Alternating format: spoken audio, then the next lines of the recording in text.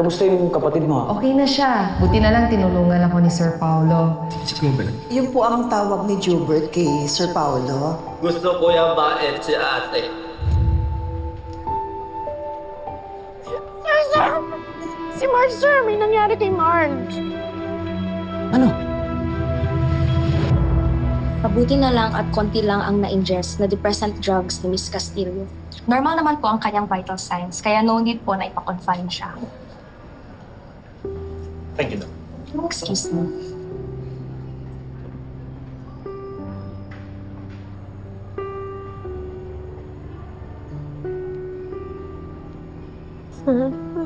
Salamat po dumating kayo. Kasi kung hindi pa ka napahamak na ho ako. Lalo mo sa akin binatbat yung Mr. Valderrama na yun eh. Partida pa ah. May hangover pa ako niya. Sir, salamat kayo. Natakot ako sobra, sir. Wala na, yung mama ko, yung kapatid ko. Sila lang iniisip mo. Ako lang yung inaasahan nila. Paano kung may nangyari sa akin?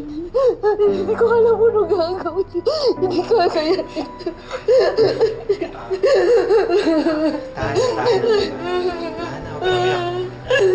Di ba ikaw si Misa Steak?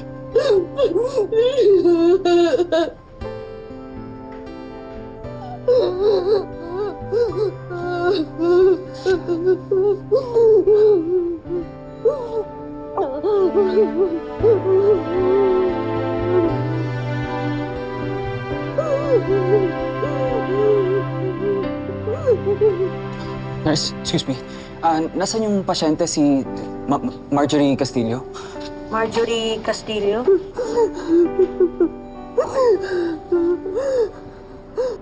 Doon lang po, sir.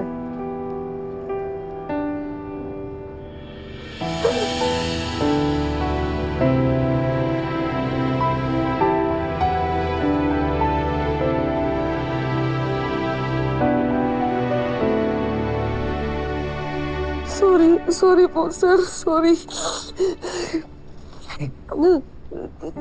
Para saan? Iyakap ko po kayo eh.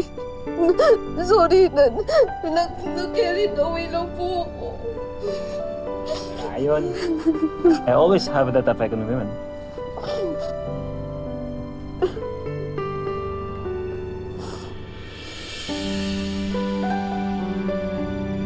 Thank you ho, Sir Paulo. Thank you, sir. You're welcome.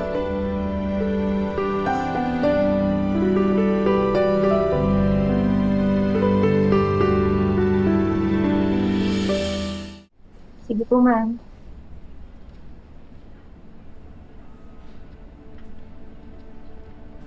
We're good to go. Hatid na kita. Salamat po, Sir Paulo, pero hindi na po. Kaya ko na po sarili ko. Paolo na lang. And it's the least I could do for you after everything happened. Kahit pa paano naman gentleman pa rin naman ako. Baka kasi makita kayo ni Mama, sir. Paulo, sigurado akong magtataka yun. Magtatanong yun at ayokong malaman nilang tungkol dito. Ayokong mag-alala sila sa akin. Fair enough. Okay, basta huwag mo kakalimutan yung sinabi ng doktor, ha? May effect pa rin sa katawan mo yung drug na pinasok sa'yo for the next 6 to 12 hours. Okay, kaya kailangan mo pa rin magpahinga. Ha? Until it completely wears off. Tsaka kapag kaya mo na, sabihin mo sa akin, ha? Sasamahan kita mag-file ng complaint kay Mr. Valderrama. Hindi na po. Ayoko nang dagdagan yung problema niyo at yung gastos niyo sa akin. Ang dami niyo na pong iniisip. Tsaka malaking tao yung babanggain ko kung sakali. Sige. Ikaw ang bahala. Remember this, okay? I always got your back. At sisiguraduhin ko na hindi na kami makipag-business deal pa dyan kay Mr. Valderrama. Nakakaasa ka? Thank you, Paula. You're welcome. Huwag ka nang iiyak si Miss Astig ka, di ba? Hi,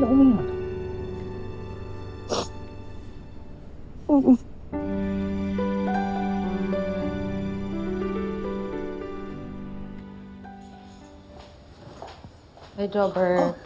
Marge, bakit ganyan ang itsura mo? May nangyari ba sa iyo, anak? Wala, ma.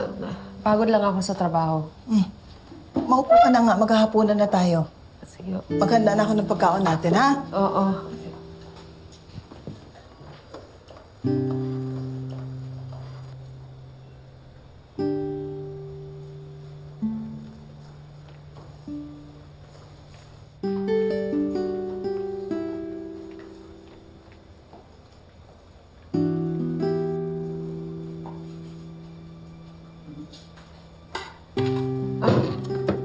Ako na ba?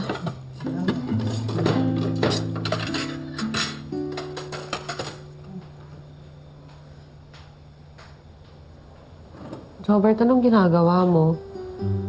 Hindi okay, ate. Takot mo ka. Worried lang ako. Iniisip ko kasi kapag nasa trabaho ako, behave ka ba dito?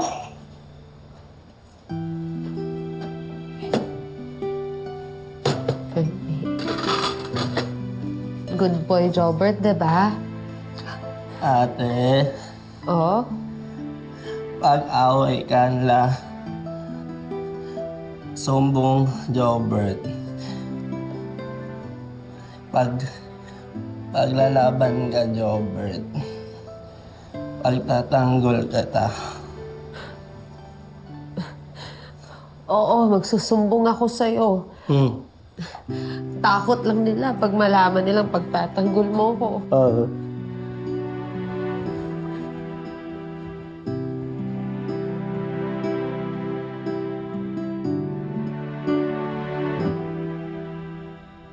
Ay, Weng.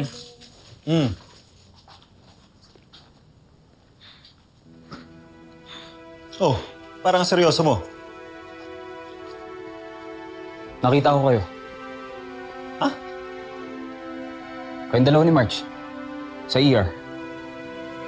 What was that about? Ikaw naman.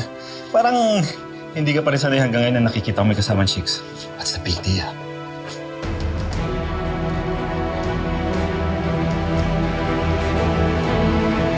Ano nangyari kay Marge? Mr. Valderrama tried to take advantage of her. But don't worry, she's safe now. I handled everything already. Okay na? Enough na ba yung sagot ko?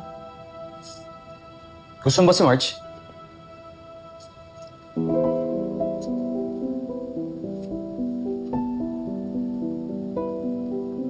Wait. Kaya ka ba nagkakaganyan dahil crush mo si Marge? Gusto mo siya? Paano ko sabihin ko sa'yo gusto ko siya? Gusto ko si Marge. I really like her a lot. Eh, ikaw? Gusto mo rin ba siya?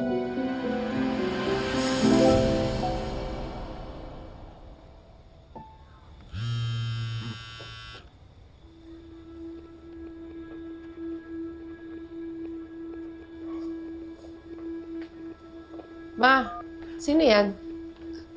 Wala. Ha? Wala naman. Sino yan, Wala Ma? ito, Marge. Ay! Hindi, ako na. Hindi, ako na. Marge, ako na. Ma, Marge, ako. bakit ayaw mo ba pakita? Sino yan? Ma!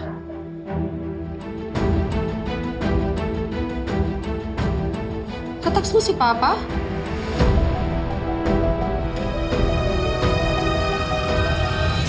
Initial presentation pa lang naman ito, pero di ko ina-expect, ikaw mismo ipadadala. Bakit naman po kailangan niyo magsinungaling pa sa akin? Hindi naman pala ako ni-request ni Mr. Fuentes na mag-present sa kanya. The Paradiso Escanio deal needs a best person for the job. Si Paolo yun at hindi ikaw. Thanks, Dad. Kung saan yung chance ko para impress ko si Marge.